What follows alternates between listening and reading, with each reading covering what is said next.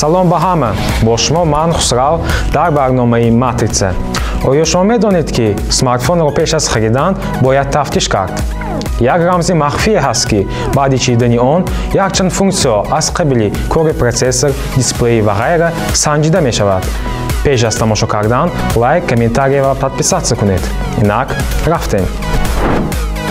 инак барои санҷидан рамзи ситора панҷара 6484 панҷара ва баъд аз он ин функсия ба шумо кушода мешавад ва аз инҷо шумо ба мисоли оддӣ дисплеи телефонро санҷида метавонед ва инчунин процессори телефонро ҳам ин тавр санҷида агар ба шумо ҳамааш писанд ояд баъд смартфонро харидорӣ менамоед.